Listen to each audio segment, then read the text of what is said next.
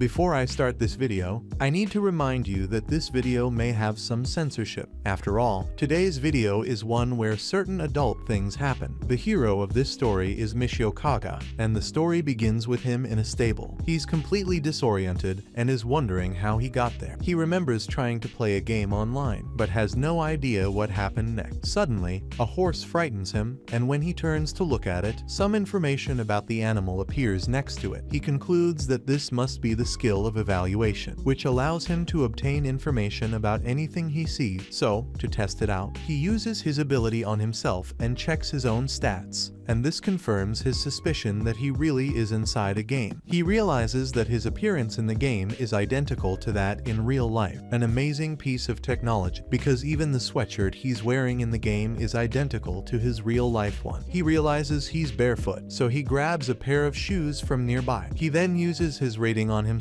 and discovers that after stealing the shoes, he has become a level 1 thief. He remembers having activated the extra equipment option before starting the game, and using his rating, he manages to locate his equipment, which in this case is a sword called Durandal. It comes with a ring that increases his attack power and improves his communication skill. He realizes that he is trapped in this virtual reality, so the best thing he can do now is explore this unknown world. As soon as he leaves the house, he hides from some villagers who appear alarmed about something. He uses his appraisal skill on the approaching crowd and realizes that they are all bandits. He spots a high-level bandit among them, probably the leader, who is wearing a thief's bandana. And while the bandits are attacking the villagers, Meikyuu sees an opportunity to strike unnoticed. He makes a quick decision and attacks the leader of the bandits, quickly beheading him, but he ends up being surprised by the graphic violence of this game. Another bandit attacks him, but with a quick move, Meikyuu disarms him and kills him, and comments that having trained in kendo is proving useful in this game. The remaining bandits try to escape, but Meikyuu goes after them and eliminates them without any mercy. After all, he's in a game, and he needs experience points. After finishing off the bandits, he uses the evaluation on himself, and confirms that he has risen to level 2 thanks to his killing spree. Now an older man approaches him and thanks him for saving the village. The man introduces himself as Samara, the village chief. In addition, the man invites him to his house so that he can express his gratitude in an appropriate way, and Meikyuu accepts. Then, in the village storehouse, Samara shows him the loot from the battle, and asks Meikyuu to take what he wants. He explains that the villagers managed to defeat only 2 bandits, so they only got their belonging, while the rest will be Meikyuu. Then, using appraisal, Meikyuu notices only common bandit items, and Samara thanks him for the information. He also offers Meikyuu a room to stay in. Now, alone in his room, Meikyuu tries to figure out how to get out of the game. He tries various commands to log out, but doesn't succeed in any of them, and this begins to worry him. He remembers a warning message that appeared when he first entered the game, saying that he couldn't come back once he'd started, and apparently it wasn't a joke. He is then forced to face reality, because even though this is a game, if he can't get out, that will be his reality now. And if this is his reality, he hasn't just defeated game characters. He's killed real people, and he'll probably face similar situations in the future. He realizes that he should be happy to have gained experience so early. After all, if this is his new life, he will probably have to deal with bandits again. He then tells himself that this world is real, and that he must survive in it. Out of the blue, Samara returns and informs him that he has found the culprit for the bandana swap, and that the person is someone from the village. Samara then gives him back the real bandana, and Meikyuu uses his judgment and realizes that this is a bandit's bandana. The Samara now wants to discuss the punishment for the culprit, and Meikyuu replies that he is just an outsider in this village, and that he doesn't intend to interfere with the rules of this village. Hearing this, the Samara stands in front of the thief and begins to recite the incantation. He ends up with an open intelligence card, summoning something out of thin air. He then explains to Meikyuu that he registered the thief as a slave on the intelligence card, and on examining the card closely, Meikyuu realizes that it contains detailed information about each person. The Samara explains that in his village, thieves are sold as slaves, and half the price is given to the victim as compensation, and the other half goes to the thief's family, who have lost a worker. Samara then hands Meikyuu the bandit's intelligence card, and tells him that he has the right to claim any reward offered by them. He also informs him that there is an adventurer's guild in the city city, where he can collect the reward money. Samara offers to take Meikyuu to Vale, which happens to be the largest city in the region, and Meikyuu accepts this help. When they arrive in the city, they go straight to the Knights Guild, where Meikyuu hands over the intelligence cards. Then the employee explains that there is a reward for 2 of the bandits. She first checks Meikyuu's intelligence card, then gives him the reward money, confirming that everything is in order. After that, Samara takes Meikyuu to the slave dealer's mansion, and there the slave dealer introduces himself as Alan. And as they sit down to talk, Alan explains that he has been receiving a lot of visitors lately due to the discovery of a labyrinth near the city 2 days earlier. Samara presents Alan with a document explaining the situation of the slave he wants to sell, and Alan is surprised to learn that Meikyuu single-handedly defeated all those bandits. Meikyuu then acts humbly, saying that the bandits were weak and that he was far superior, as he is the hero of this story, and this arouses a certain interest in Alan. But he focuses on what's most important. He says that the slave is in excellent condition and offers him 30,000 coins from this world. Then, when the sale is complete, Samara says goodbye to Meikyuu after giving him half of the payment.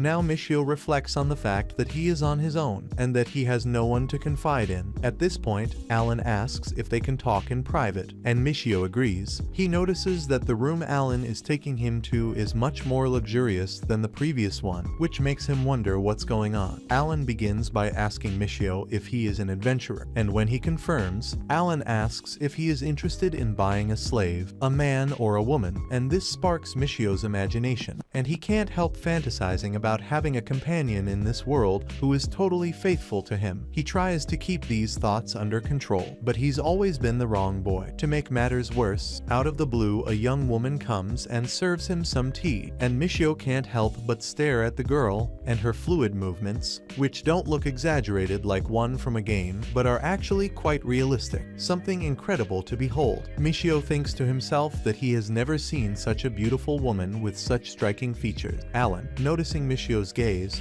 asks him if he likes this girl. He then explains that she is the most recommended slave in the house, called Roxane, and on hearing this, Meikyuu asks if slaves usually betray their masters, and Alan assures him that they don't, unless they are specifically freed by inheritance or will. He also says that slaves who lose their masters take their own lives, and runaway slaves are relegated to the status of bandits, which is quite bad, as there is no penalty for killing bandits, and their possessions can be easily taken. So even if a slave steals a lot of money from their masters and escapes, they are unlikely to be able to live a comfortable life. Alan adds that Roxane is from the wolf tribe, so she's a warrior beast, which makes her very useful in the labyrinths. And as if that weren't enough, she's young and her body has never been touched by a man, so there's no risk of disease. Alan comments that she is willing to sleep with her master. Alan, like a good salesman, believes that she could be very useful to Meikyuu. Meikyuu thinks about buying her, imagining how good his life would be if he had her company. For a few seconds he pretends not to be interested, but after half a second of acting he asks her price, and Alan tells him that she costs 600,000 coins of this world. But as Meikyuu is a hero who has defeated several bandits, he will give him a special discount. If Meikyuu pays cash, he can sell her for 420,000 coins of this world, obviously including even the clothes she's wearing. Unfortunately for Meikyuu, he doesn't have any money and decides to leave, but before he can leave completely, Alan tells him that he can keep it for him for 5 days and that he should try to get the money by then. Alan then tells Roxane that Meikyuu is interested in buying it, and she thanks Meikyuu, making him even more determined to get the money. Now we see that he has no idea how to get the money, but he is very determined to make her his. Later,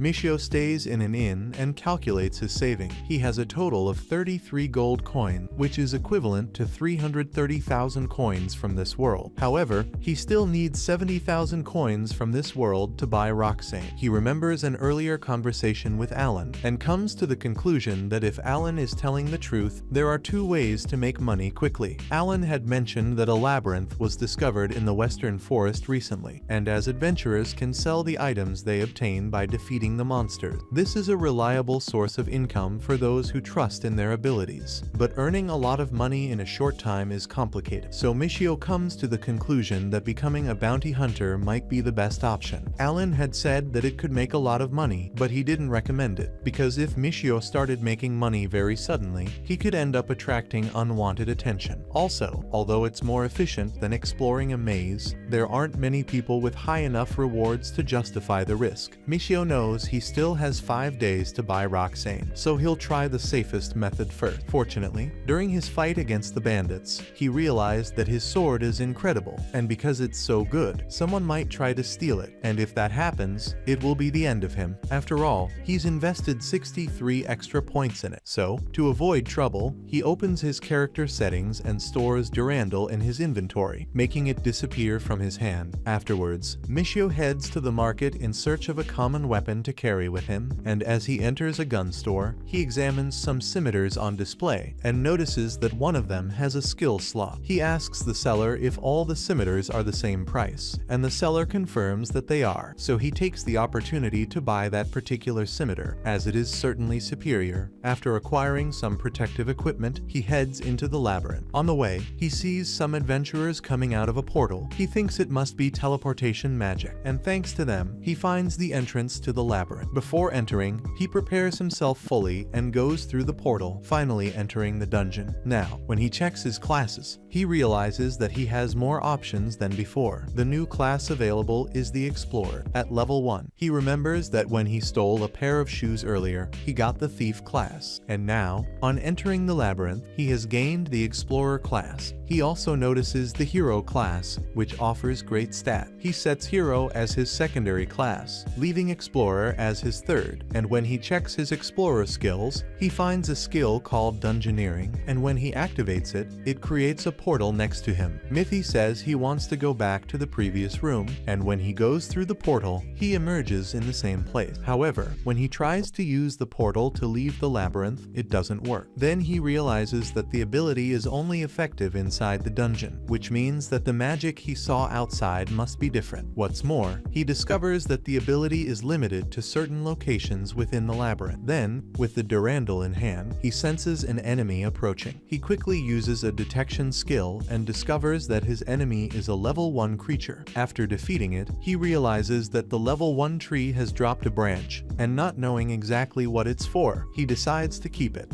Then another enemy approaches, and this time Mithy uses the Crushing Hero skill, which he had seen earlier in his stat. When he activates it, he notices that the tree is moving more slowly, or perhaps he has become faster. However, before he can attack, he starts to feel very depressed, but he manages to concentrate and eliminate the monster. And when he tests the skill again, the same thing happens. Soon, he realizes that the problem lies in his MP, because in this world, the lower his magic is, the more depressed and willing to die he becomes. It's as if he's lost all motivation. Fortunately, he manages to recover quickly, because Durandal absorbs MP, and that's an insane advantage for him. After hunting several monsters, he goes to the guild to collect the reward, and activates the ability to increase the value of the sale by 30%. He hands the receptionist a pile of twigs and receives 273 coins from that world. Back at the inn, he thinks about his ability to increase his earnings by 30%. He realizes that if he didn't have this skill, he would only have received 10 coins per branch. So if he defeated 10 monsters an hour, he would only earn 100 coins, and in 10 hours of non-stop fighting, he would earn 1,000 coins. It's at this point that he realizes that raising enough money to buy Roxane will be more difficult than he imagined, so the next morning he leaves very early, so early that he can barely see where he's going. However, he remembers that he has an ability called Transfer, which in this case is an enhanced form of teleportation that he has recently acquired. However, as soon as he enters the labyrinth, he starts to feel depressed because his MP has gone completely negative, so he goes as fast as he can to defeat more monsters and recover. As as he struggles, he realizes that his stamina is not infinite, and he ends up sitting down due to exhaustion. He realizes that he has leveled up, but at this rate, he won't be able to raise the money he needs to get Roxane. Fortunately, he discovers a secret passage, and on noticing something shiny, he quickly moves forward into a hidden room, but he realizes that it's just a broken sword. Just then, the doorway he entered closes, and he hears several monsters appearing. He realizes that it's not a secret treasure chest, but a nest of monsters. Now in trouble, he tries to use his transfer to escape, but it turns out that he can't use this skill in the middle of a fight. The monsters advance against him, and he begins to defend himself. During the fight, he has the idea of maintaining his stamina with Durandal's HP absorption. He then uses the crushing hero skill, eliminating several enemies at once. However, due to the reduction in MP, he ends up trapped against the wall. He is forced to recognize that the hero crusher skill consumes a lot of MP, so defeating just one or two enemies won't be enough to recover. However, if he saves his MP, he'll end up dying. In the end, after much effort, he manages to defeat all the monsters, and after collecting all the loot, he leaves completely exhausted. On the way, he notices a crowd in the distance, and as he gets closer, he asks what has happened. Then a man tells him that the body of a bandit has been found, probably one of those who lived in the city's slum. The man continues the gossip, saying that a group of bandits have left the city, and that rumors are circulating that perhaps they are looking for another hiding place, because the knights are becoming increasingly strict with them. However, there is also a rumor that they may have lost to another rival group. Meikyuu asks how they know the body was that of a bandit. Then they point out that the part of his left arm was cut off because intelligence cards don't appear as soon as a person dies, so people usually take the arm along with the card inside, and this gives Meikyuu an idea. He reflects on himself and comes to the conclusion that he's already crossing out his life anyway, so he must choose the method that will bring him closer to Roxane. So he makes the decision to go hunting for bandits. Back on pause, Meikyuu recognizes that if he wants a lot of money, his only option is to hunt bandits. The problem is how he's going to do it. He wonders if he can do it with his current skills, and despite his doubts, he decides to go ahead with the plan and opens his class setting. He realizes that he now has more classes, such as warrior, swordsman, and merchant. When he checks the warrior class, he sees that it has better effects than the villager, which in this case is the main class he is using. What's more, the warrior class also has a useful ability. It adjusts its classes according to what he needs to do against the bandit. The next day, he goes to the market and hears some villagers talking about the bandit. He discovers that the bandits usually stay in the northern slums, so he uses his teleport to get to that area, and notices that the atmosphere has changed a lot. But as he finds nothing, he decides to investigate during the night. Back in the pause, he reflects to himself that he has already been able to use his teleportation power frequently, and now he is no longer getting depressed. He comes to the conclusion that this is because he has leveled up in that monster trap. When he goes out at night, the owner of the place where he is staying offers him a lamp. He moves on and soon reaches the red light district, and he is quickly tempted by the beautiful women on display, but he ignores them, reminding himself that none of them are better than Roxane. A little later, he uses the appraisal on a person who catches his eye, and so he discovers that it's a bandit. He decides to follow him and ends up finding the hideout of a group of bandits. He uses his teleportation ability to sneak up on them, getting close enough to overhear their conversation. They're talking about the leader of the bandits Meikyuu defeated in that village, and so he continues to gather information in search of an easy target to make money from. Now, with 2 days left to buy Roxane, Meikyuu has a better understanding of how the city works at night. Basically, at night it's the crooks and corrupt people who rule. The thugs usually walk the streets, sometimes guarding intersections, but most of the time they get drunk in bars. They also have groups, and each one dominates a certain type of territory, and a law among all of them is to avoid the territory of other gang, and that guy who's in the same place as before is one of them, and that's the area he controls.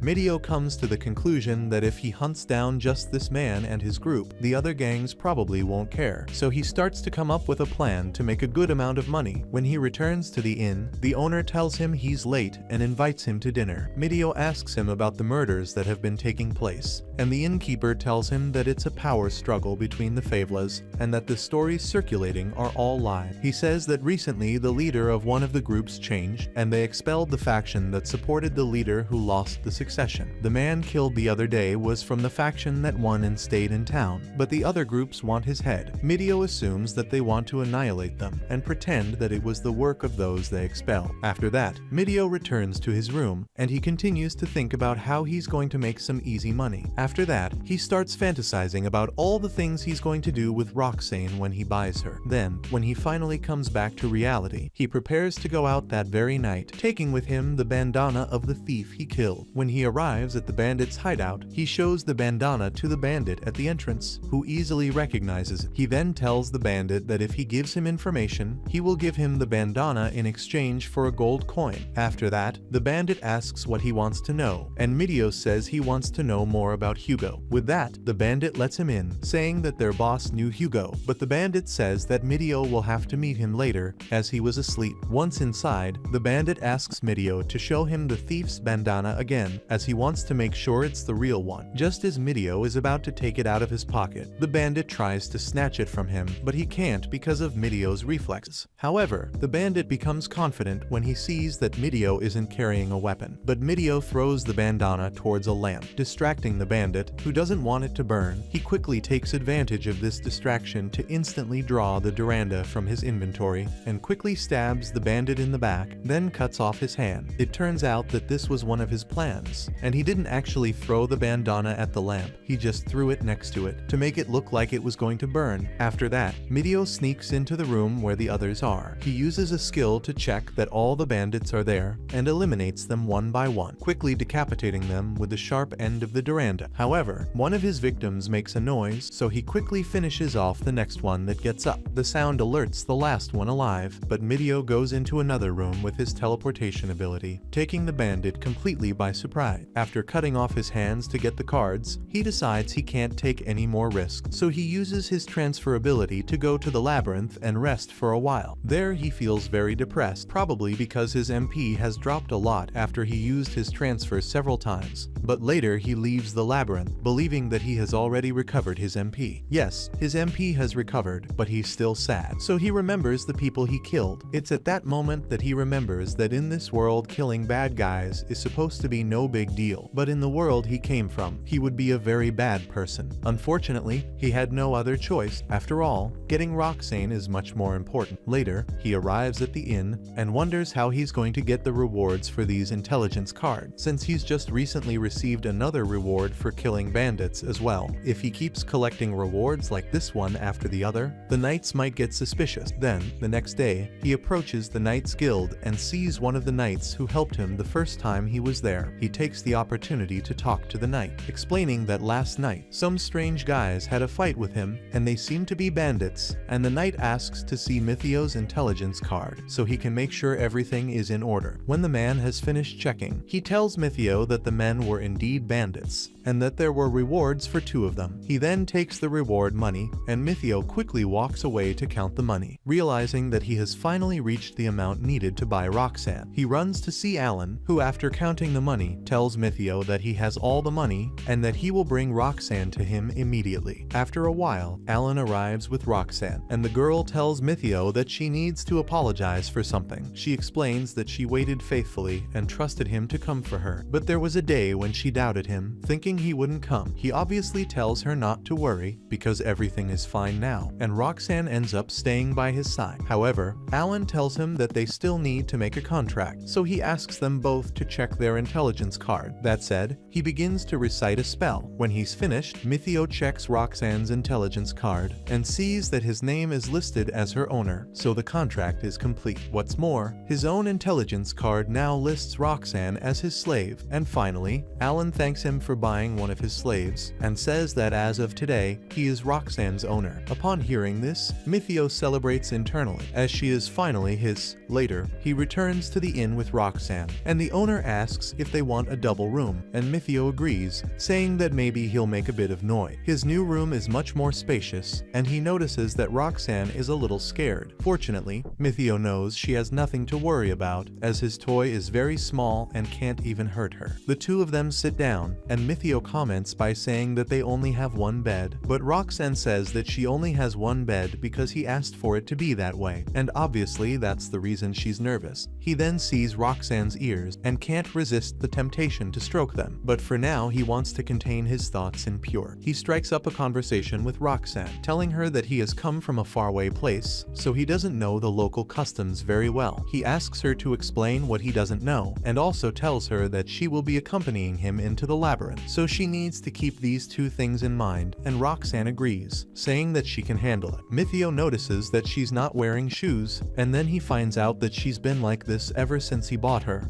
So he decides to give her his shoes, even though both pairs are too big for her. However, Roxanne tells him not to worry, as the equipment is made to adapt to the wearer, and that everyone knows this, so as this is the first item he gives her, she plans to take very good care of them, and after she turns to leave, Meikyuu suddenly hugs her from behind. He believes it's normal for Roxanne to be tense, but she doesn't seem to be resisting, which means she agrees with what he plans to do from now on. He then tells her that he won't let her leave, and she agrees without complaint. Afterwards, as they head towards the market, Meikyuu tells her that she can use one of his swords, and he asks her what she intends to do to defend herself. Roxanne says she could use a shield, but when it comes to choosing one, she ends up being very cautious. Meikyuu takes the opportunity to point out which ones are the best, all thanks to his ability to judge. So after buying her shield and the rest of her equipment, they go to buy a cloak. He tells Roxanne that she can choose whatever she wants, as long as she fondles him at night. After a while, she asks him which of the two outfits would be best, and after thinking for a moment, Meikyuu points out the best features of each, and finally recommends one of the two. Roxanne does the same, and says she likes that outfit too. He then tells her that if she needs anything, she can ask for it, adding that today is a special day, and they should celebrate, especially at night. On hearing this, Roxanne rushes over and replies that she needs underwear, and to be honest, she says she only has the clothes she's wearing, so Meikyuu decides to buy her 2 more sets of clothes. As soon as they have finished shopping, Meikyuu returns to the inn with Roxanne and asks her to sit down. However, he notices that she sits on the floor in front of him, and after a lot of insisting, he makes her sit next to him. He tells her not to worry, revealing that she is also going to sleep in his bed. Roxanne says that she doesn't mind sleeping on the floor, and that he doesn't have to be so generous, but he wants her to sleep in his bed, so he obviously has an ulterior motive. Meikyuu then asks Roxanne if it's normal for slaves to sleep on the floor, and she says that's what she's heard from other slaves. Upon hearing this, Meikyuu reaffirms that the two of them slept together in bed. Suddenly, Roxanne gets up and says that as it's still light, she's going to clean her equipment. She sits down at the table, picks up the sword that Meikyuu has chosen for her,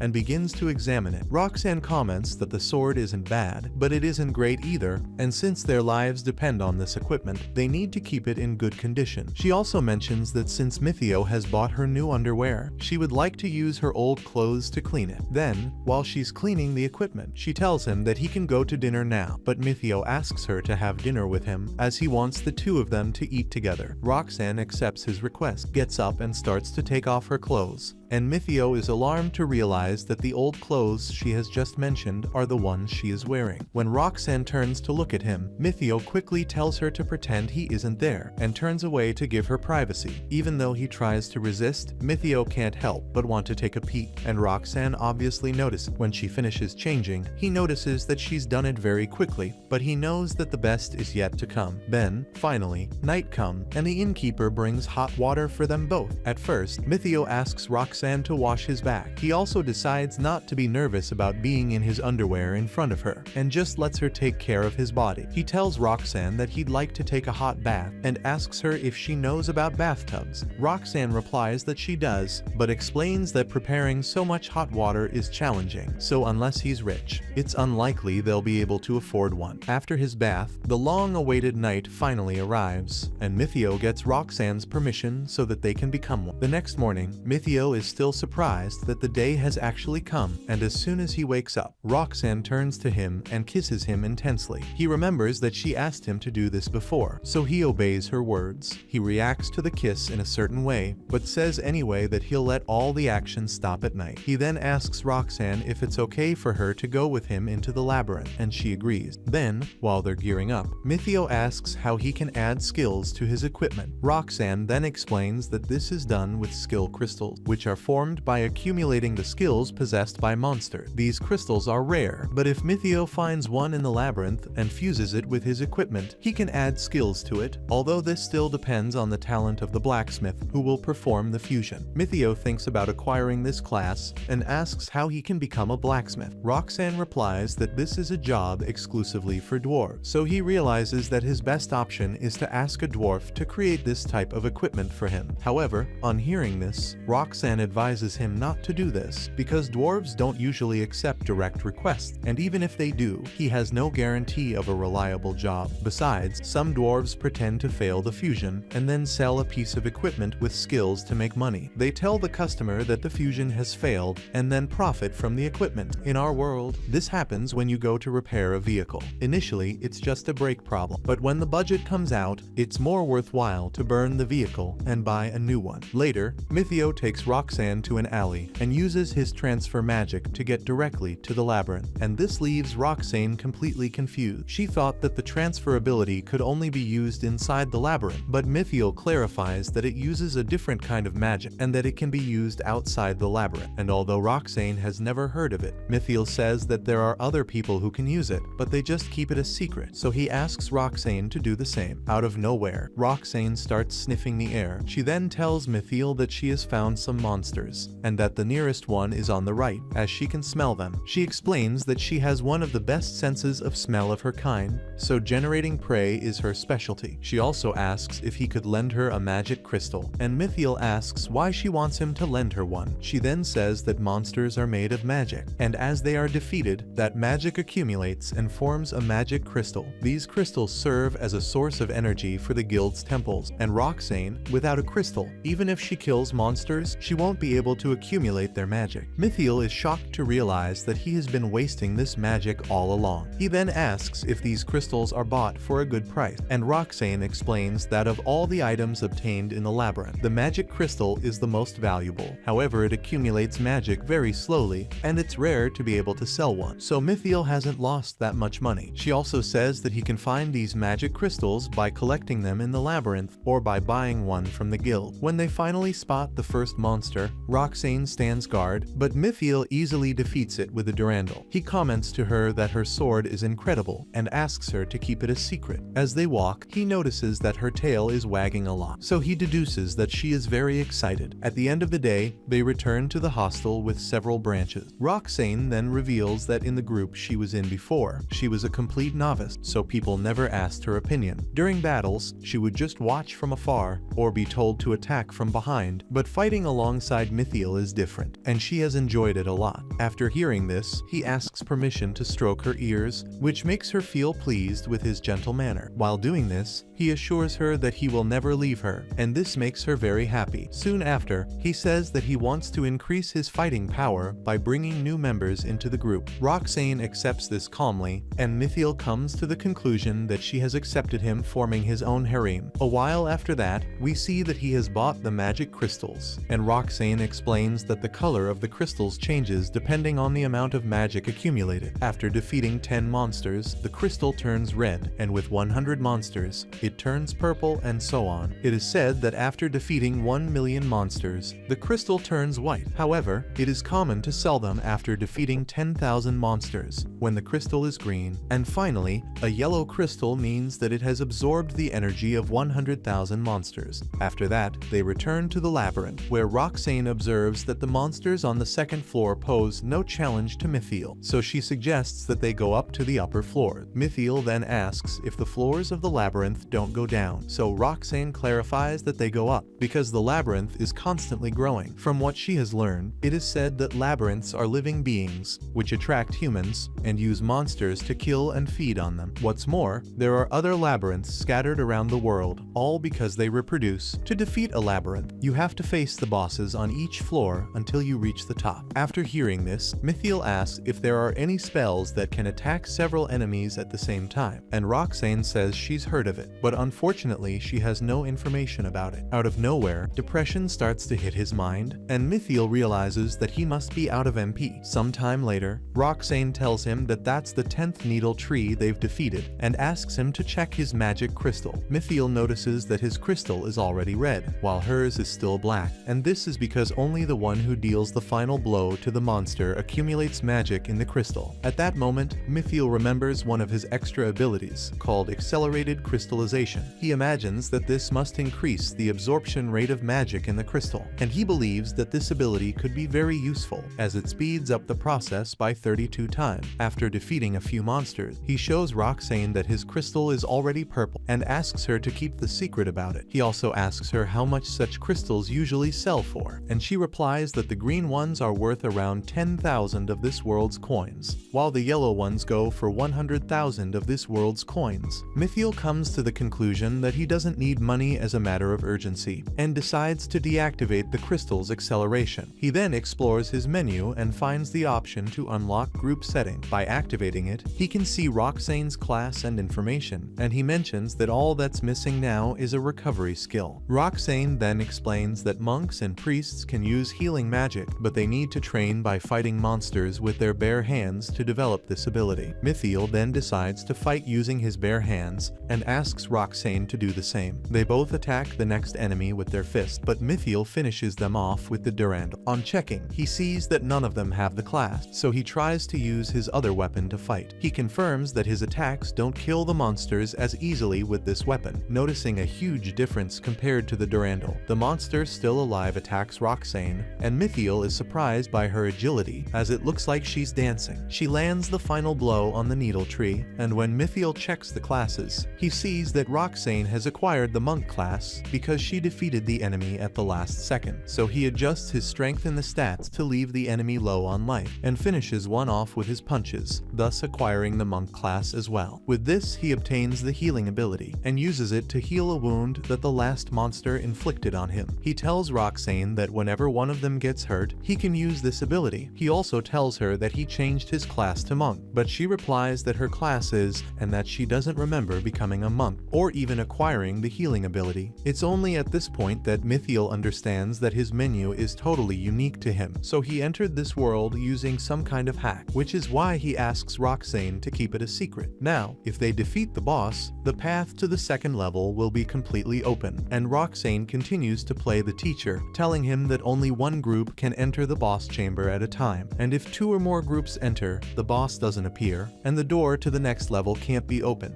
Therefore, when there is more than one group at a boss's door, each one must wait their turn in the waiting room, which is quite an interesting system. As they enter the boss room, Roxane mentions that if they're lucky, they might get some equipment from defeating him, because sometimes when a previous group is eliminated, their equipment remains in the boss room. After waiting a few seconds, the boss of the room is summoned, a giant level 1 tree. As he faces the creature, Mithiel realizes that he won't be able to eliminate it with a single attack, and is surprised to see how Roxane dodges all his blows. Mithiel takes advantage of an opening to continue attacking. He uses his Strike Blast ability to unleash several powerful attacks with a Durandal, finally defeating the giant tree after a second attempt. Roxane now picks up a leaf from the ground, and when Mithiel uses his assessment on her, he realizes that she has received the Beast Attack skill. She also gained the Herbalist class at that moment, and so she explains that herbalists use this leaf and other items to make medicine, and Mithiel asks what kind of ability Beast Attack is, and Roxane says that it's an ability unique to her class, which inflicts significant damage on monsters, but that she unfortunately can't use it, because to activate it, she needs to recite a spell, and this spell appears on the beastmen's heads on its own. Mithiel then thinks about it for a moment, because in his case, he always shortens his spells, and they all work. It's at this point that Roxane mentions that it's not recommended for beginners to use incantations, because if they make a mistake, they could end up dying. Now they finally pass the entrance to the second level, and Mithiel asks if they might end up facing that boss again, and Roxane says yes. He remembers that Roxane acquired the Herbalist class by taking just one leaf, so if he does the same, he can also get that class. He then decides to go back to the boss chamber again to defeat him, but he gets confused and returns to the entrance of the labyrinth. It's at this point that he realizes that he can't go back from level 2 to the boss chamber from level 1, and Roxane returns with him. Mithiel feels bad about his mistake and is afraid that Roxane will lose her respect for him for making such silly mistakes. So he just pretends that his experiment has failed and acts convincingly so that she believes his excuse. So they move on and face the boss again. But this time, Meikyuu senses that he's about to use a spell. He proceeds to attack and interrupt his magic, and as soon as they defeat him, Roxane comments that the boss's magic circle has suddenly disappeared, and Meikyuu tells her that it's because of the sword's statistic. He explains that the Durandal increases his attack by 5 times, and that it can absorb HP and MP, and can also interrupt spells, literally this sword that carries him on its back. Soon after, he takes the leaf and acquires the herbalist class, and quickly uses that class's ability to create medicine, turning the leaf into an antidote for poison. This scares him, and he wonders if there are monsters that use poison, and Roxane replies that most of them do. And as soon as he finds out about this, the two of them go straight to a store to buy different medicine, so spending a total of 640 coins from this world, they get medicine for almost everything. And while Roxane counts the money, Meikyuu reflects on never having managed to get a discount in this store, and this makes him a little sad, as the slaver and the owner of the accommodation gave him a 30% discount. At this point, Meikyuu realizes that the merchants have a skill called calculation, which helps them do math quickly. He deduces that the bargaining skills act directly on this calculation, which perhaps explains why they can make complex calculations in an instant. With that, Meikyuu understands why the discount didn't work as expected, since merchants have this advantage. After getting the medicine, he and Roxane return to the labyrinth, this time exploring the second level. Along the way, they encounter 2 enemies, and Meikyuu uses his appraisal skill to identify one of them as a green Largata, and even though they are on the second level, Meikyuu still manages to defeat them with ease, using just 1 blow from his Durandal. On the way, he comments that 2 enemies have appeared at the same time, because they are at level 2, so he assumes that at level 3, the enemies will come in groups of 3. However, Roxane corrects him, explaining that this pattern only starts from level 4. She also says that at level 8, the enemies come in groups of 4. Meikyuu then deduces that at level 16, they will appear in groups of 5, and at level 32, in groups of 6, finally understanding better how the enemy system works. Later, they face 2 Largatas, and decide to split up to fight them, Meikyuu quickly defeating his own, but Roxane warns him to be careful, because the Largata she's facing is starting to recite a spell. To his surprise, the spell is cast directly at Meikyuu, trapping him in a web. Largata takes advantage and jumps on him, but Meikyuu reacts in time, stopping her with his feet and finishing her off with the Durandal. Leaving the labyrinth, they head towards Vale Square, until suddenly Meikyuu pushes Roxane against the wall, and in a low voice, he asks her to look at a man ahead, and pay attention to where he is looking. They realize that the man is watching the alien mansion, and to confirm his suspicion, Meikyuu uses his ability and discovers that the man is a level 3 thief. He informs Roxane of this, and the two decide to visit the alien to warn him. However, Alien remains calm, commenting that many people hold a grudge against him because of his work, so it's not unusual for him to be watched. Roxane tells Alien that the man is a bandit, and Alien asks how they know this, and Meikyuu then says that he has seen this person before, while he was collecting money to buy Roxane, and this excuse turns out to be quite convincing. Alien soon figures out who it might be, and reveals that the matter has to do with Meikyuu. The problem is related to the young man Alien bought from Meikyuu. This young man who had robbed a village was sold yesterday, the buyer being accompanied by 2 men who would return the next day with questions. The alien noticed that the bandana worn by the young man was not something an ordinary person would have, suggesting that he already had ties to the bandits. He then reveals that the young man is in a room at the back of the mansion, and he is not handcuffed at the request of his buyer, which means that if the young man wants to, he can easily open the door for the bandits.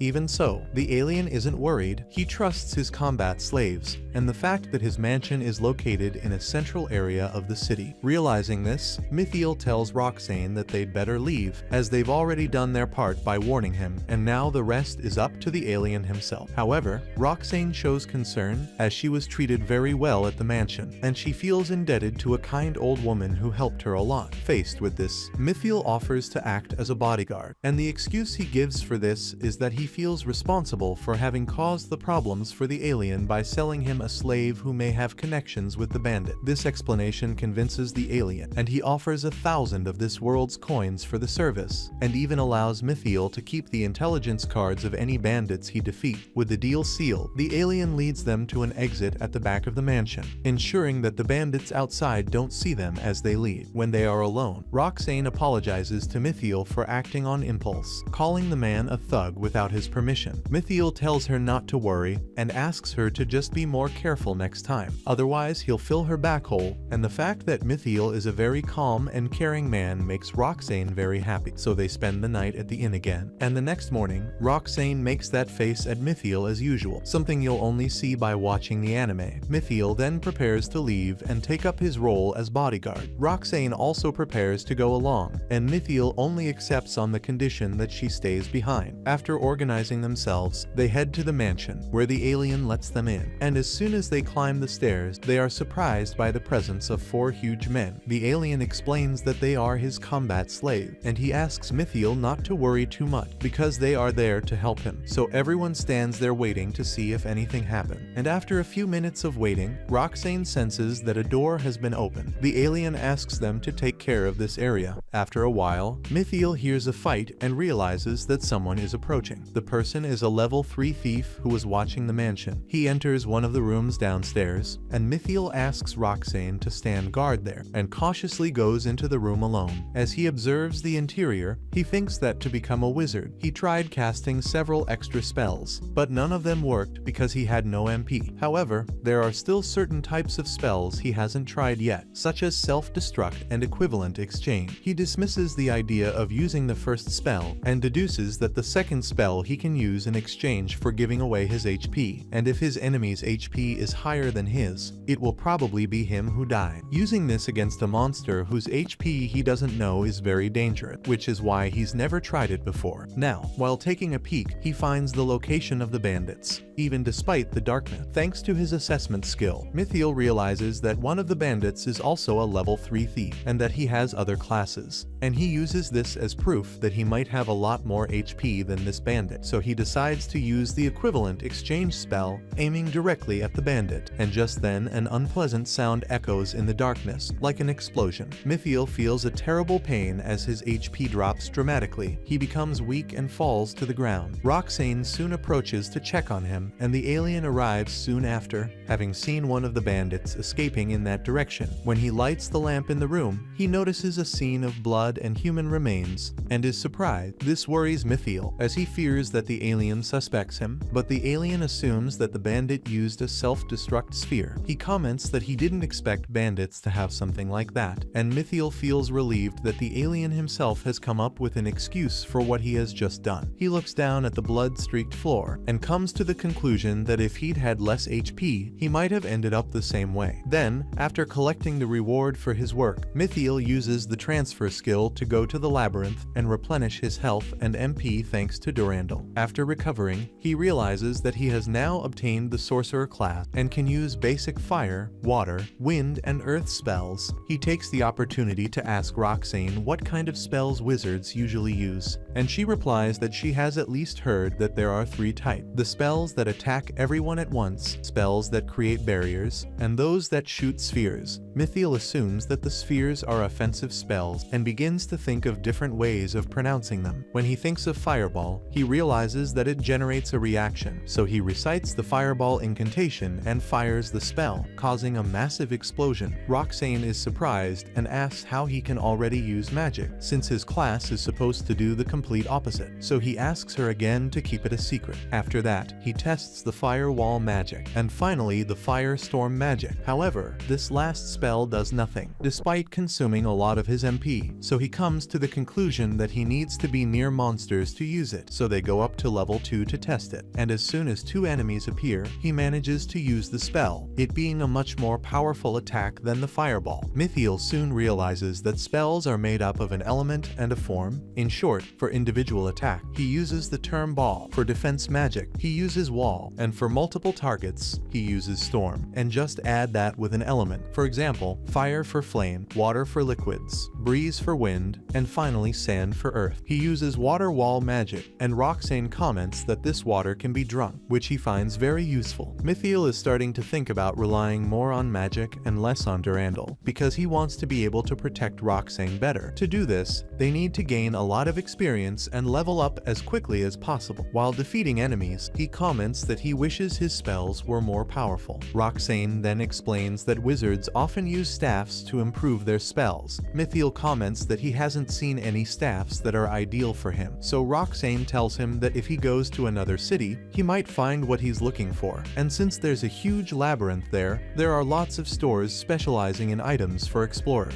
During the conversation, they end up in the waiting room of the level 2 boss, and they decide to go in to face him, and the boss is a giant Largata. When the boss attacks, Mithiel uses the wall of fire as a shield, and Roxane takes advantage of this to attack from one side, while he attacks from the other, defeating this boss without any problem. After collecting the loot, they advance to level 3, where Roxane senses the presence of an approaching creature. Mithiel stands guard, but realizes that he can defeat the enemy with a simple fireball. Fortunately, these enemies, called kobolds, are weaker than trees, and Roxane explains that these monsters are ideal for beginners. She also informs them that the item the enemy has dropped is practically unusable. However, when they defeat the next one, they realize that it drops a different type of item. This is because some enemies tend to leave different items when they are defeated, which is basic dungeon logic. However, Mithiel realizes that his inventory is already full, so he decides to retreat for the time being. Roxane also asks what his level is, and he replies that he's a level 20 explorer, which surprises her greatly. Mithiel recognizes that his level is a little high for his age, but that's obvious because there are only 2 options for him in this world. The first option is that he has been transported here, while the second option is that he is trapped inside a game. But everything here is too real to be a game. A while later, he exchanges the loot for gold, and while doing so, he hears a woman announcing a direct trip to the capital. Roxane then explains that it's a land crossing. She also explains that there is an option to pay to get instantly to places that would take days to walk to, and although it's very useful, he's not interested, as his goal isn't to go very far. Roxane then clarifies that the city he wants to go to, called Curator, is close to the capital, as she has already had to go there once, and this ends up getting Mithiel interested in giving it a try. Roxane wishes him a good trip, intending to wait for him as the ticket is very expensive. Mithiel understands her reasoning and decides to go to the capital on his own, as he can travel for free using the transfer once he gets there. When he gets there, he finds himself in the capital's Adventurers Guild, and the first thing he does is ask the receptionist to take him to Curator, which is quickly done using the transfer. He then returns to Roxane using this magic again, but he realizes that it takes its toll, consuming much more HP than he expected. He asks her to go back to the inn and informs her that they can now go to Curator whenever they want. Back at the inn, the two of them take a bath and, as usual, end up having a good time. This has now become their routine. The next day, they head to Curator, where Roxane guides Mithiel to the city's labyrinth, located right in the center of the city. When they reach the entrance, he asks what the adventurers are doing there, and she explains that they are paying the entrance fee, as they are charged every time they wish to enter. Then Roxane whispers in Mithiel's ear that they can enter the labyrinth using the transfer, so they can avoid paying this kind of tax. He loves this idea, and compliments Roxane, saying that as well as being beautiful and strong, she is very bright. Shortly afterwards, they go to a store, where the store owner asks if they are looking for a house or something specific. Mithiel says he's looking for a weapon for his arsenal, and the woman gives him instruction. He talks to Roxane about staying in this town, noting that the rental prices range from 10,000 coins of this world to 30,000 coins, which he considers a good option. When they arrive at the armory, Mithiel chooses the best wand, obviously using his rating to check the item. Then they explore the neighborhoods outside the city and really start to think about living there. Interested, they return to that store, and the shopkeeper explains that he is responsible for District 6. The city here is basically divided into 6 districts, which run counterclockwise from the center, from 1 to 6, this being District 6. She asks if they are interested in a house for 2 people, and Mithiel replies that for the time being yes, but that in the future he will have a harem. But even though he doesn't finish his sentence, the shopkeeper smiles, understanding what he plans to do in the future. She examines Roxane and says that she is a good woman. She then suggests that if he isn't an adventurer, he might be interested in a house with protective cement. Roxane then explains that houses made with this cement don't allow transfer magic to be used, which is why adventurers refuse this type of housing. Later,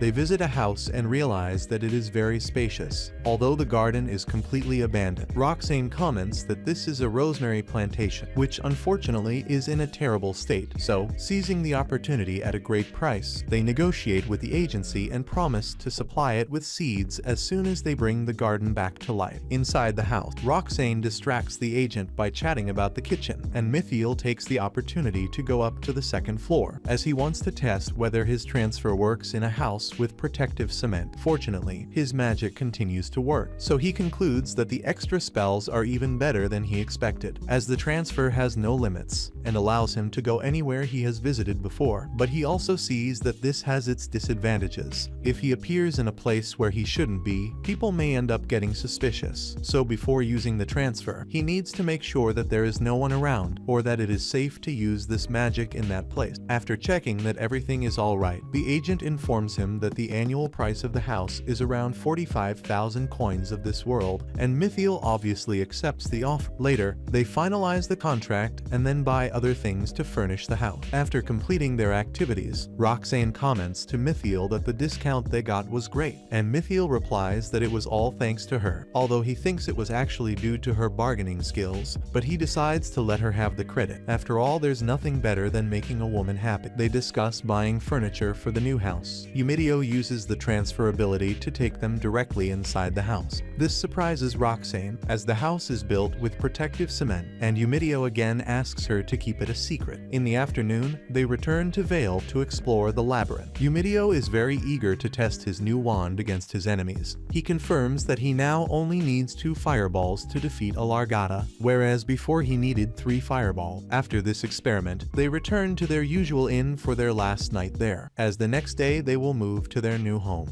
They consider this night to be special, since it was in this room that they had their first time, and spent all that time together. They decide to celebrate by doing those things one more time, things you won't see here on my channel. The next day, they head to the new house, where Roxane acts like a good woman by cleaning the inside using the water provided by Meikyuu, who even conjures up a wall of water to ensure a continuous supply. Meanwhile, Meikyuu goes to the labyrinth. Inside, he uses the transfer to return to the house with Roxane, then informs her that from now on, they can access the labyrinth without paying any fee. Later, when the furniture arrives, including a dining table and a very large bed for the 2 of them to stay in together, they put everything in its proper place, and obviously after installing the bed they waste no time, and try it out quickly to see if it can withstand their spiritual pressure. The next day, they both go to the labyrinth without paying the fees, and Meikyuu notices that there are a lot of people there. Roxane explains that this is common on the first level, and since you have to pay the entrance fee, many people stay there as long as possible. What's more, because this is an old and famous maze, no one knows for sure how many levels it has or who the final boss is, as he has never been completely defeated. Roxane remembers that the last known level is 91, reached only by the Emperor's large group, so, after some waiting, it's finally their turn to face the boss of the first level. Meikyuu initially thinks that the creature must be strong, but when he sees its first attack, he is surprised at how slow the boss is. This causes him to lose motivation, and he defeats the boss with a single blow. He says that this boss was boring, and Roxane reminds him that this is only level 1. When they reach the second level, Roxane informs him that there are only kobolds there, which makes Meikyuu decide not to continue. They return home using the transfer, then go to eat, and then look for seeds with us. Not only that, but they also buy tools to take care of the garden. Soon after,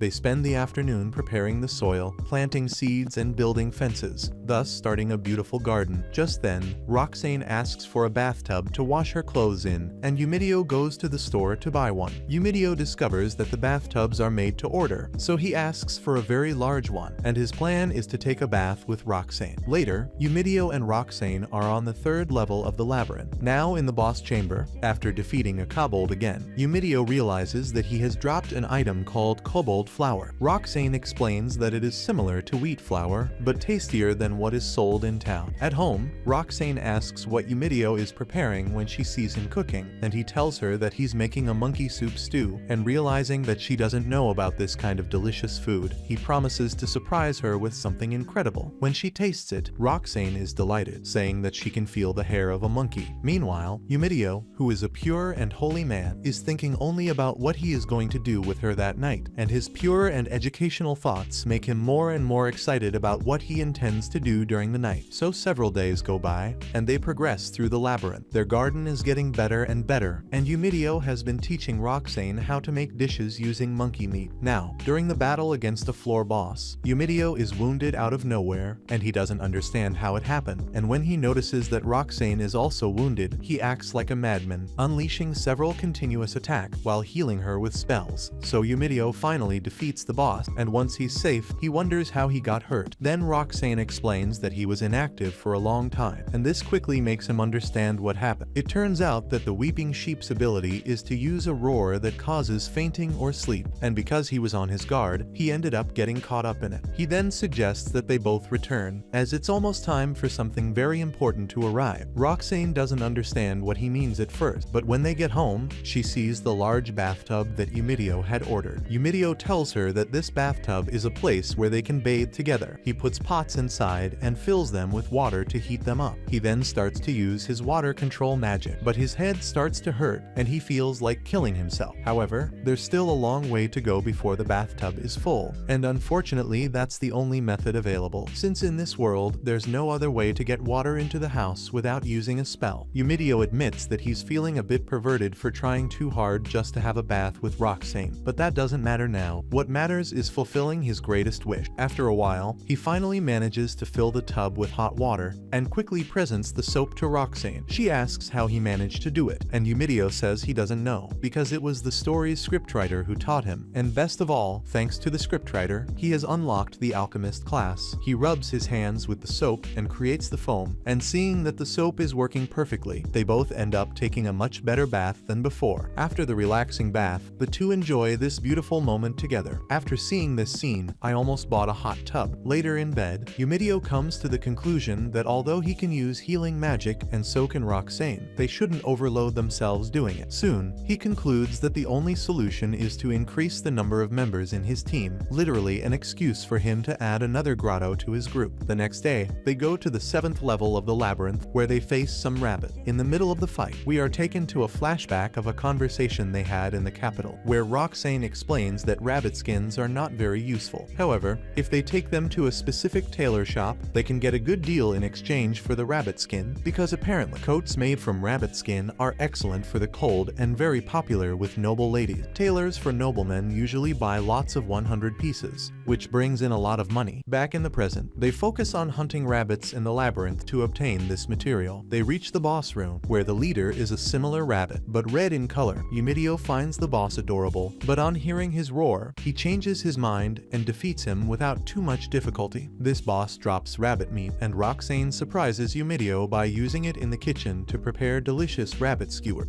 Now we see them returning to the waiting room to face the same boss they've just defeated, but they have to wait because there's another group inside. A young man in front of them asks if they are together, and Yumidio replies yes, and realizing that the boy is alone, Yumidio comments that it must be difficult for him. The boy explains that he is raising money to get more members, but always ends up spending his money. Yumidio quickly understands that he wants to buy slaves, just as he did before. The adventurer also mentions that it's been 2 years since he entered 7th level, and that his level as an explorer has increased, so he's decided to move up another floor. Now when he defeats the boss, he can finally add his first member, and he says that luck is finally smiling on him, and then enters the boss's chamber. After a few minutes of waiting, the door opens, and when Yumidio and Roxane enter, they realize that the boss was already waiting for them. This seems strange, as it has never happened before. Yumidio then acts confidently, defeating the boss using his best skills. However, nothing happens, and he doesn't understand why the boss was already there. Out of nowhere, he notices a glow in the darkness, and as he gets closer, he finds some equipment on the ground. Roxane explains that these are the equipment of the group that entered before them, and since the boss was already there when they entered, it means that the boss defeated that group. Understanding this, Yumidio thinks about the young man he talked to earlier. He realizes that the boy has been defeated, and that makes him very sad. Then, after a long sigh, he smiles at Roxane and suggests that they go home. Once there, Roxane Roxane comments that he's being ruder than usual when they're together. Meanwhile, Yumitio can't get the image of the young adventurer who died in the labyrinth out of his head. Obviously, another excuse from the script so that he can add another beautiful girl to his group. Yumitio continues to reflect on what happened. He knew that the labyrinth was a dangerous place where people lost their lives, but until then he had only seen it as a distant fact. The adventurer who entered before them faced the boss and disappeared, and he knows that the same could happen to him and Roxane in the future. Yumitio wonders why he's trying to cross this dangerous bridge, and Roxane wakes up at that moment and realizes that he can't sleep. Yumitio says he'll sleep later so as not to worry her, but she hugs him, saying she'll do whatever it takes to help him. This is enough for her to accept his affection, which helps him relieve all the tension and finally fall asleep. The next morning, he wakes up to kisses from Roxane. She asks him if he's calmed down, to which he simply replies with a smile. While exploring the labyrinth again, Yumitio realizes that the adventurer they met the day before has died, and that he himself could face the same fate at any moment. So, determined to overcome this weakness, he decides to become stronger so that even if he makes a mistake, he has the strength to save himself. So, after defeating countless monsters and collecting materials, Yumitio realizes that he already has 300 rabbit skins, and decides to go to the capital. In the capital, they visit a tailor's shop and tell the man in charge that they want to sell the 300 rabbit skins. While the skins are being cut up, Yumitio notices a sweater that would be ideal for Roxane, and following the clerk's recommendation, he ends up buying two, which distracts Yumitio because while he is fantasizing about Roxane wearing the sweater, he suffers a strong blow in the labyrinth. After an exhausting day, they both finally rest by taking a nice bath in the tub, where they decide to exercise as usual. Afterwards, Yumitio enjoys seeing Roxane wearing the beautiful sweater when they are in bed, and so they share another special moment together. After that, we see Yumitio revealing to Roxane that he possesses a skill crystal, which if fused with an empty space on his sword, he can create a piece of equipment with a new skill. However, only dwarves can act as blacksmith, but he has a way of solving this. However, he shows the crystal to Roxane, who is surprised to see that it is yellow. Yumitio then explains that he recently fused it with another crystal, and he again asks Roxane to keep it a secret. He remembers that yellow crystals cost around 100,000 coins in this world, which means he'll be able to get the money he needs to make a certain purchase. Then Yumitio informs Roxane that he plans to go out for a while and meet an alien. He tells her that he has understood that when entering a labyrinth, he must be prepared for the possibility of dying, and normally, if the master died, the slave must take his own life. So initially his going to talk to the alien is to change that. He wants Roxane freed in case something happens to him, and Roxane thanks him deeply for his words, but she says that if he really trusts her, he shouldn't write that in his will. She promises to protect him, saying that she is a warrior and that she couldn't bear the shame of staying alive if her master died. So, at her insistence, Yumitio agrees not to write the will. Roxane takes the opportunity to say that she believes Yumitio will achieve great things, and that he is also very kind to her, so she wants to repay his generosity. After listening to her, Yumitio makes it clear that he's not looking for great achievements. He's there because he just wants a quiet life. However, he still plans to go to the alien, as he still has other matters to resolve. It turns out that during the recent battle, Yumitio realized that he needs to increase the number of members in his group. He needs another warrior for the front line, and someone who can heal him. He doesn't want a man at all, because a woman is a double advantage, helping him in battle and helping him relax at night. He avoids impure thoughts, and goes to the alien's mansion, where he expresses his interest in expanding his group, and initially he asks the alien about the possibility of acquiring blacksmith slave. The alien explains that although it's not impossible, it's quite difficult to find one, because many fail when smelting skill crystals, which are expensive, and these frequent failures can deteriorate the relationship between master and slave. What's more, dwarves are aware of this, and generally avoid becoming slaves if they are blacksmiths. On hearing this, Yumitio asks if this applies to dwarves who aren't blacksmiths, and the alien replies that he currently has a dwarf available, but unfortunately, his personality isn't suited to combat.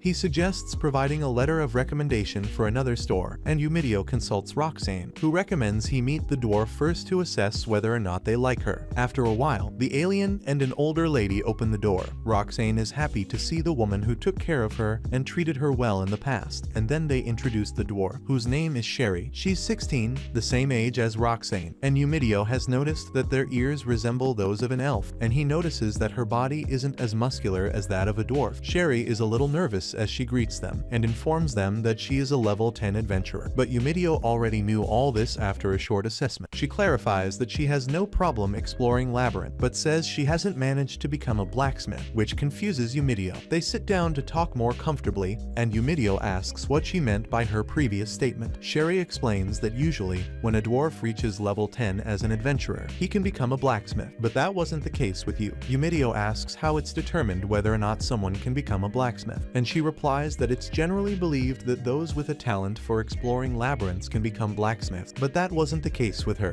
Yumidio then asks if it's true that she can't become a blacksmith because she lacks talent, because he knows that in this world, some people acquire classes and others don't, unlike him who can possess any class. So, because he has already managed to make Roxanne acquire a new class, and because he has also become a blacksmith, he finds it very difficult to believe that a class is something innate, especially with the power of the haki that he has. So, after asking a few more questions, Yumidio assumes that there must be some other requirement for being a blacksmith besides leveling up. So if Sherry needs it, she can become one, and he promises to help. He says she's exactly the kind of girl he wants to join his group. They then ask Sherry to leave the room, and Roxanne asks permission to go and see the old woman, leaving Yumidio and Alan alone. Yumidio takes the opportunity to say that Sherry is not a blacksmith, but is a 16-year-old dwarf, and fortunately she is willing to become a slave who has intimate relations with him. What's more, as she's a virgin, she doesn't have any diseases, so her price is 30,000 coins of this world. But since she hasn't been here long and doesn't have much education, Alan will give her a great discount, letting her go for 270 coins of this world. Yumidio shows no mercy in penny pinching in every possible way, so thanks to his 30% discount skill, he manages to bring the price down to 198,000 coins of this world. Soon after, we see Alan walking past Roxanne with the money in the tray. When she returns to Yumidio, he informs her that he has decided to buy the dwarf. She responds happily. For a second, Yumidio thought she was going to be depressed, but apparently she took it very well. They then formalize a contract where they both look at their intelligence cards, confirming that Sherry is now there. Once outside, he adds to the group and takes the opportunity to check Sherry's classes, confirming that she doesn't actually have the blacksmith class. He says that they have both returned home, and Sherry is a little confused as there are no adventurers in the group. Yumidio realizes her concern, but he intends to surprise Sherry, so he activates his transfer, and so she is pulled through the portal and taken straight home, where they all sit down at the table. Sherry then asks Yumidio if he can use several classes, and he replies that it's almost like that, but he doesn't have the adventurer class, and what they've just experienced is transference, a transportation magic. He then changes the subject, asking her what kind of weapon she likes to use in Labyrinth. She replies that she specializes in spears, but if she's going to be on the front line with Roxanne, a noodle would be better. This reminds Yumidio that he had to fight empty-handed to become a monk, and when he thinks about it, hammers are associated with blacksmith. He confirms with Sherry that she has never used a noodle, and tells her that from now on, they should try to help Sherry acquire the blacksmith class. Roxanne agrees, and even says that the two of them can stay on the front line, while Yumidio attacks from behind with his spells. Upon hearing this, Sherry is surprised to learn that he can also use spells, and he simply asks her to keep it a secret. Afterwards, during a conversation with Sherry, Yumidio keeps asking silly questions, asking Sherry if pasta is a common weapon for dwarves, something she has already answered, but he insists on playing dumb. She answers yes, since dwarves aren't tall, but they are very strong, so they can use heavy weapons. They then enter an armory, and Sherry shows them how she handles a giant mass, impressing Yumidio, who realizes that she really is very strong. There, he informs her that he will buy that weapon, and that it will be hers. Once back at home, they talk about the armor being worn, and Yumidio comments that she shouldn't need armor for her torso. However, Sherry takes it the wrong way when she sees her flat chest, while Roxanne takes the opportunity to reassure her by showing off her great attributes. Shortly afterwards, Yumidio asks Sherry if she knows anything about skill slots, and she says that in the past, there were people who talked about this theory and said that equipment had these slots, and if the slots weren't empty, they couldn't be fused with crystal. The dwarves call these theories because they are not proven, because even if it were real, no one has the ability to figure it out. However, Yumidio says in his head that he can, because he is the hacker user of this world. Sherry confesses that she is very interested in this subject. Yumidio also asks her if she knows of a class called Hero, to which she replies that it's a legendary class, and it's said that the first emperor had it, but no one has ever seen it, so she doesn't think it exists. That's just what Yumidio expected, since he has a rare class. Later, they go to the labyrinth, where Yumidio takes the opportunity to show off his skills to Sherry. Leaving her impressed, Roxane takes the opportunity to instruct her, and Roxane says that it's very easy to fight alongside Yumidio. She explains everything in her own way, and Sherry doesn't understand a thing, and quickly turns to look at Yumidio, hoping he'll be able to explain better what she should do. However, Yumidio only recovers his MP and uses the transfer skill to return home. There, he notices that Sherry seems a little unwell, so she tells him that there is something that has been puzzling her for a long time. She asks what this transfer ability is that can also be used to travel outside the labyrinth. What's more, he doesn't even recite the incantation to activate it, and yet he defeats his enemies with just one blow, which Sherry finds incredible. She asks Yumidio what level he is, and he replies that he is level 33, surprising Roxane, who asks him if he wasn't level 20 a few days ago. Yumidio says that he really was level 20 the other day, and they are both very surprised to see how incredible he is. Obviously a great hack user. Meanwhile, Yumidio reflects that this is because he accumulates XP 100 times faster. Damn anime scriptwriter sent by Satan 100 times. It could be 5 times, but 100 times is a lot. And again, he asks Sherry to keep it a secret. The name of this anime should be I Was Sent to Another World. I bought 2 slaves and made them keep my powers a secret. Later, it's finally time for the meal, and Yumidio serves Sherry first since she was the one who cooked it. At that moment, he senses a murderous ally coming from Roxane, so at the last second he decides to serve her first, and seeing that she's happy, he breathes a sigh of relief. Then Yumidio mentions that wolves have the bestial warrior class, and dwarves the blacksmith class. He asks if there is an exclusive class for humans, and they both get a little nervous when they hear this question. Roxane simply replies that as long as he gives her his blessing, she doesn't care, and Sherry explains that humans are a species that are only good for doing suspicious things, so the exclusive class for their species is the carnal maniac. And speaking of suspicious thing, when night comes, Yumidio prepares the bath and enters the true paradise while watching Roxane and Sherry enter the room. He notices that Sherry's hair is very long, and Roxane takes the opportunity to instruct Sherry on what to do in this situation. And when everyone has finished, it's finally time for bed, and they both prepare for what's to come. Yumidio asks Sherry to come closer so that he can start everything that is about to happen. But then he realizes something. He has forgotten the order, as he must always do everything with Roxane first. And faced with this emergency, Yumidio tells them both that Roxane must come first and Sherry last. And after saying those words, he manages to calm Roxane's murderous gaze. She suddenly becomes very happy, and Yumidio is saved from dying. Once the misunderstanding is resolved, the three of them end up having a lot of fun during the night. The next day, Yumidio is surprised by Sherry's long hair. He takes the opportunity to check his classes, and confirms that he has obtained the carnal maniac class, something he had expected after last night. So he simply appreciates the increase in spirit, intelligence, and MP that this class grants him. He sees that his ability is Burning Vigor, but wonders what the abstinence attack ability means. Then he remembers Sherry's words the day before, about humans awakening suspicious abilities to do suspicious things. Then Yumidio declares that in order to further increase these abilities and become a log that never falls with infinite vigor, he will level up to buy more slaves and create his insane harem of 73 girls. Finally, as time goes by, we see Yumidio buying more and more female slaves. He obviously becomes intimate with each of them, and the girls in turn now fight over who gets to be with him first. And that's the end of the anime. That was today's video. I hope you enjoyed it, and subscribe to the channel for more summaries like this. A big kiss to everyone, bye and see you in the next video.